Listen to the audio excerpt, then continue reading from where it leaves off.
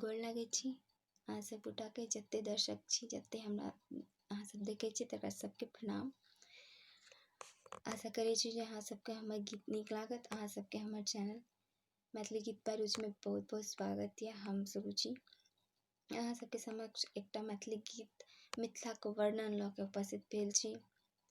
तऽ मिथिलावासी छी तऽ मैथिलीए गीत होइके चाही। हम अपन कियाकि हमरा सुनैमे बहुत नीक लागैए मैथिली गीत। हम चाहै छी जे हमरा मैथिली बहुत नीकसँ आबै। हम प्रयास करै छी जे हम नीकसँ गाबि पाबौ।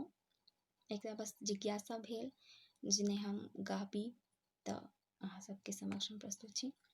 नीक लागत तऽ हमर चैनलके जरूर से जरूर सब्सक्राइब कऽ देब, बेल आइकनके जरूर दबा देब और लाइक शेयर करब, कमेंट कऽ के बताएब जे केहन लागत।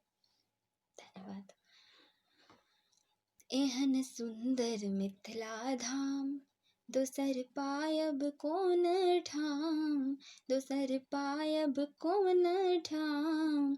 दुल्हा दुल्हिन सीताराम जनकपुर में, दुल्हा दुल्हिन सीताराम जनकपुर में। एहन सुंदर मिथिला धाम दोसर पायब कोन ठाम, दोसर पायब कोन ठाम। दुल्हा दुल्हिन सीताराम जनकपुर में, दुल्हा दुल्हिन सीताराम जनकपुर में। दुल्हा दुल्हिन सीताराम जनकपुर में।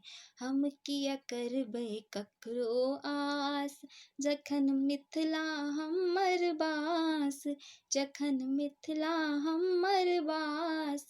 हमर बहिन छथि खास जनकपुर में, हमर बहिन छथि खास जनकपुर में। गंगा सागर स्नान करबै युगल रूप के ध्यान, करबै युगल रूप के ध्यान। पढ़बै पोथी और पुराण जनकपुर में, पढ़बै पोथी और पुराण जनकपुर में। यौ जखन मिथिला हमर बास, तखन तीरथ के कोन काज, तखन तीरथ के कोन काज।